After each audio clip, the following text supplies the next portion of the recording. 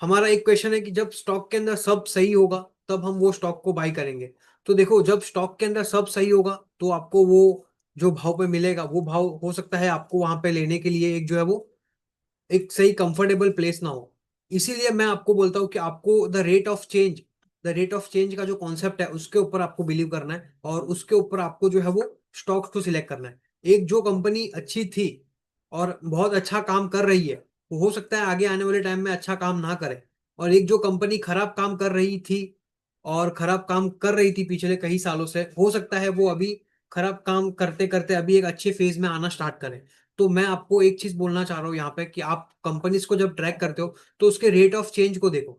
Rate of change का मतलब क्या है, उसको मैं अगर आपको सिंपल एक कॉन्सेप्ट बताऊं तो समझो कि पहले एक कोई कंपनी थी, वो 50% से ग्रो करती थी।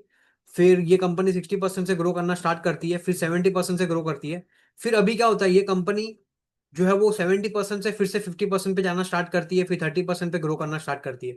तो अभी ये वाले जोन पे ये कंपनी अच्छा परफॉर्मेंस में थी और ये कंपनी एक अच्छे ग्रोथ फेज में थी। लेकिन यहाँ पे ये ग्रोथ फेज क्या हो रहा है, कंपनी का जो ग्रोथ फेज है वो कम होते जा रहा है। आप देख रहे हो 70 से 50 करने लगी, फिर 50 से 30 करने लगी। तो ये जो चेंज हो रहा है ये नेगेटिव की तरफ है। आप बोल सकते हो कि ये कंपनी तो 50% से ग्रो कर रही है, फिर ये कंपनी में क्या ऐसा रॉन्ग है। ये कंपनी तो 30% से ग्रो कर रही है, फिर ये कंपनी फिर क्यों नीचे आ रही है। तो आप ये नहीं देख रहे कि उसका जो रेट ऑफ चेंज है, वो रेट ऑफ चेंज जो है वो चेंज हो चुका है। पहले कंपनी 50 60 70 ऊपर की तरफ था और अभी जो कंपनी है वो 70 50 30 नीचे की तरफ आ रही है। तो ये कंपनी ये वाले फेज में हो सकता है आपको इस तरह से ऊपर जाते हुए दिखे, लेकिन जैसे ये वाला फेज स्टार्ट हो कंपनी में आपको एक कंसोलिडेशन या फिर करेक्शन आपको देखने मिले। इसीलिए आपको रेट ऑफ चेंज को देखना है। और उसी का उल्टा अगर मैं आपको बताऊं तो समझो कि एक कंपनी थी जो इस तरह से नीचे जा रही थी और अभी यहाँ पे ये साइडवेज होना स्टार्ट करती है। ये वाला जो फेज था कंपनी के अंदर, यहाँ पे क्या हुआ, कंपनी पहले 20% से ग्रो करती थी, फिर 10% से ग्रो करने लगी, फिर 0% किया, फिर -12% किया, फिर -25% इस तरह से ग्रो कर रही है। मतलब कंपनी का सेल्स भी नहीं हो रहा, उल्टा कंपनी जो है वो लॉस कर रही है। लेकिन कंपनी के अंदर हो सकता है इंडस्ट्री के अंदर एक चेंज आए और एक ट्रिगर आए कंपनी के अंदर, और फिर वो कंपनी जो है वो अच्छा परफॉर्मेंस करना स्टार्ट करे। ये 25% माइनस वाला जीरो पे आना स्टार्ट करे, फिर 12% करे, और फिर 25% करे, और फिर 30% करे। तो ये देख रहे हो जो ये फेज था, जैसे नेगेटिव से ये जो पॉजिटिव की तरफ आ रहा है, कंपनी कंपनी की जो चेंज है वो पॉजिटिव की तरफ आ रही है। मैं यहाँ पे रेट ऑफ चेंज की बात कर रहा हूँ। तो जो कंपनी रेट ऑफ चेंज अपना चेंज करती है 0% से 12 फिर 25 30, तो ये एक पॉजिटिव मूवमेंट की तरफ जा रही है। तो ये कंपनी आपको दिखेगी यहाँ पे साइडवेज होने के बाद ये फिर से एक अप ट्रेंड में आपको आते हुए दिखेगी। तो हमको हमको क्या करना है, हमको ना तो ये फेज में रहना है ना कंपनी के ये फेज में रहना है। हम जब ये कंपनी एक अपना डाउन ट्रेंड को ब्रेक करके फिर से अप ट्रेंड में आए तब हम लोग यहाँ पे ये वाले फेज के अंदर पार्टिसिपेट करेंगे। और इस वाले फेज के अंदर ये जो मैंने एग्जांपल दिया, उस फेज में क्या होगा कि हमको क्या करना है, हमको ये वाले फेज के अंदर रहना है। और जैसे ये वाला फेज आना स्टार्ट करे और फिर हमको उसमें क्या करना है, हमको यहाँ पे सिंपली एग्जिट करना है या फिर पोजीशंस को और बिल्ड नहीं करना है। सिंपल मतलब है कि अगर आपने यहाँ पे समझो कि यहाँ ये फेज में बाइंग करते जा रहे थे और आपने बाइंग किया, तो ये वाले फेज में आपको बाइंग नहीं करना है और थोड़ा थोड़ा जो पोजीशन है उसको आपको एग्जिट करना है। और ये वाले फेज में जो कंपनी थी उसको अभी आपको इग्नोर नहीं करना है, आपको उसको अभी यहाँ पे बाइंग करना स्टार्ट करना है। तो इसीलिए मैं बोलता हूँ कि जब सब सही होगा तो स्टॉक हो सकता है आपको ऑल टाइम हाई के आसपास मिले।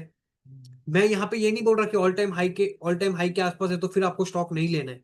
ऑल टाइम हाई के पास है तो भी आप स्टॉक को ले सकते हो, लेकिन फिर आप क्या करो, उसको आप उसके टेक्निकल्स के साथ कंबाइन करो और उसके कंपनी के ग्रोथ को पढ़ो और उसके फंडामेंटल्स को देखो, और फिर उसके साथ आप उसको कंबाइन करो। तो ये रेट ऑफ चेंज का कॉन्सेप्ट आपको जो है वो क्लियर होना चाहिए। कंपनी जो इसीलिए मैं आपको बोलता हूँ कि जो कंपनी खराब कर रही है वो हमेशा के लिए खराब नहीं करेगी, और जो कंपनी अच्छा कर रही है वो हमेशा के लिए अच्छा नहीं करेगी। तो यहाँ पे जो मैं रेट ऑफ चेंज की बात कर रहा था उसको मैं आपको एक एग्जांपल के जरिए समझाता हूँ और मैं आपको बताता हूँ कि कैसे आपको रेट ऑफ चेंज को देखना है। और मैं आपको बोलता हूँ कि जो कंपनी नीचे नीचे की तरफ है, डाउन ट्रेंड में है, वो हमेशा डाउन ट्रेंड में नहीं रहेगी। जो कंपनी ऊपर की तरफ है वो हमेशा ऊपर की ट्रेंड में नहीं रहेगी। इसीलिए मैं आपको यहाँ पे एक एग्जांपल दे रहा हूँ। और यहाँ पे देखिए एक कंपनी है by the name of Everest canto cylinder. तो ये कंपनी सिलेंडर का कुछ काम करती थी।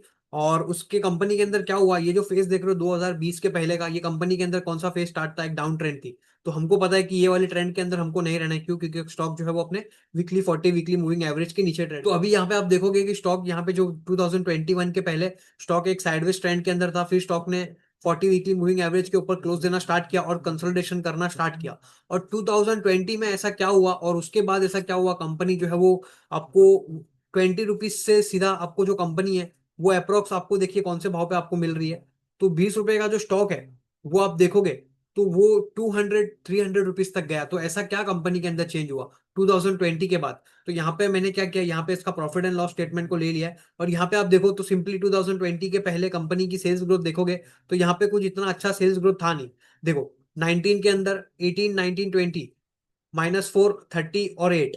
लेकिन जैसे 2020 खत्म हुआ, 2020 से 21 का देखो कंपनी के अंदर सेल्स ग्रोथ देखो 761 से 941, मतलब 24% का चेंज आया। अभी आप बोलोगे 25% की तो चेंज अच्छी नहीं है, तो फिर आपने इसको बाय क्यों किया या फिर आपने इसको क्यों आपके जोन के अंदर रखा?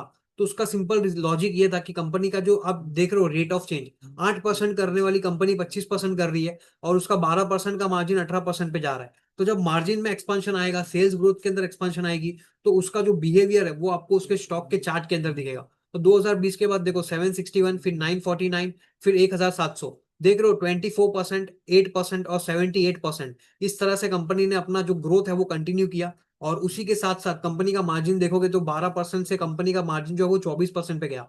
तो मार्जिन डबल हुआ, कंपनी की सेल्स ग्रोथ डबल हुई और उसका जो इफेक्ट पड़ा नेट प्रॉफिट पे, जो मैं बोलता हूँ आपको नेट प्रॉफिट और अर्निंग पर शेयर देखो, जहां पे 2020 में अर्निंग पर शेयर एक शेयर होल्डर को 20 पैसा मिलता था, वहां पे एक शेयर होल्डर को 24 रुपया मिल रहा है। मतलब 24 टाइम्स ईपीएस में मूवमेंट आया है। तो जब 24 टाइम्स ईपीएस के अंदर मोमेंटम आएगा तो सिंपली स्टॉक का चार्ट जो है वो 20 से 200 होने के लिए उसको कोई रोक नहीं पाएगा। और उसका जो मूवमेंट था वो मैं आपको यहाँ पे बताने की कोशिश कर रहा हूँ। देखो किस तरह से स्टॉक के अंदर एक अप ट्रेंड जर्नी वो स्टार्ट हुई और स्टॉक का ये जो जर्नी है वो देखो 40 वीकली मूविंग एवरेज के ऊपर जब तक था तब तक आपको 13 टाइम स्टॉक होते हुए दिखा। लेकिन जैसे ही 40 वीकली मूविंग एवरेज के नीचे स्टॉक क्लोज हुआ तो हमारा रूल ये बोलता है कि आपको सिंपली यहाँ पे एग्जिट कर देना है, फिर वो कंपनी कितना भी अच्छा करे। उसके बाद ये कंपनी के अंदर ऐसा क्या हुआ?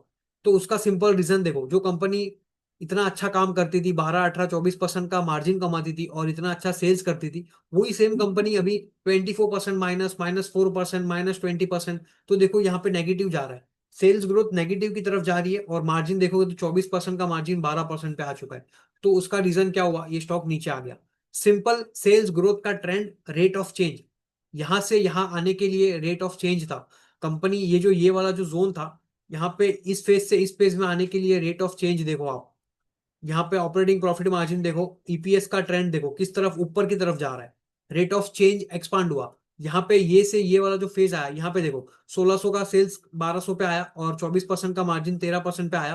तो ईपीएस में आपको जो है वो एक डी ग्रोथ देखने मिली। और इसका रीजन क्या हुआ? ये स्टॉक के अंदर आपको जो है वो एक बड़ी डाउन ट्रेंड देखने मिली। अभी फिर से सेम कंपनी में क्या हो रहा है? तो ये देखोगे तो कंपनी का जो मार्जिन है वो 12% के आसपास जो है वो कांस्टेंट है। तो मैं आपको ये समझाने की कोशिश कर रहा हूँ इस वीडियो के माध्यम से और इस लर्निंग में कि आपको क्या देखना है, आपको रेट ऑफ चेंज देखना है कंपनी का। अभी देखो उसके बाद कंपनी ने क्या किया, कंपनी फिर से ऊपर आई लेकिन उसका प्रीवियस हाई अभी तक ब्रेक नहीं हुआ। और उसके बाद कंपनी का ये जो सेल्स ग्रोथ है वो फिर से कभी आ नहीं पाई। तो जब भी ये सेल्स ग्रोथ फिर से आएगी, ये कंपनी के अंदर स्टॉक आपको किस तरह से दिखेगा वो भी मैं आपको बता देता हूँ। यहाँ पे एक आपको एग्जांपल देता हूँ कि समझिए कि ये जो स्टॉक है वो यहाँ पे एक ट्रेंड बना रहा है, ये वाला जो एक उसका ट्रेंड है। आप देख सकते हो सकता है आने वाले टाइम में ये कंपनी के अंदर, अभी तो कोई ट्रिगर है नहीं, ये मैं खाली आपको एग्जांपल बता रहा हूँ, लेकिन जिस तरह से ये फेस प्ले आउट हुआ था और स्टॉक में एक मोमेंटम आया था, वैसे हो सकता है ये सेम टू सेम ये वाला फेज हो। ये वाले फेज के अंदर कंपनी कुछ ना करे और एक यहाँ पे ये पॉइंट पे ट्रिगर है जहां पे मूविंग एवरेजेस और स्टॉक अपने ऊपर जाए और यहाँ पे आपको एक जो है वो अच्छा मोमेंटम देखने मिले। मैं आपको सिंपल एक चीज समझाने की कोशिश कर रहा हूँ कि मेरे को नहीं पता आपने स्टॉक को कब बाय किया कब बाय नहीं किया। मैं आपको एक चीज अप्लाई करने को बोलता हूँ, ये वीडियो अगर आप देख रहे हो, सिंपल जो भी स्टॉक आपने लिया है वो 40 वीकली मूविंग एवरेज के नीचे क्लोज हो तो वहां पे वो स्टॉक के अंदर एक शॉर्ट टर्म मोमेंटम पॉज आएगा। वो स्टॉक आपको वहां से साइडवेज होते हुए दिखेगा या फिर वो स्टॉक के अंदर एक प्राइस करेक्शन आएगा। तो ये चीजें मैं आपको बता रहा हूँ और ये सब चीजें मेरे एक्सपीरियंस से बता रहा हूँ। इसलिए 40 वीकली मूविंग एवरेज के स्टॉक नीचे जाए तो उस पीरियड में क्या करो आप, उस पीरियड में आप हो सकता है तो स्टॉक को 95%, 99% उसको एग्जिट कर दो और जो 1-2% का जो स्टेक है उसको रखो ताकि वो कंपनी आपके रेडार में रहे, मतलब आपके वॉचलिस्ट में आपके सामने रहे और फिर उसको कंपनी को आप ट्रैक करो।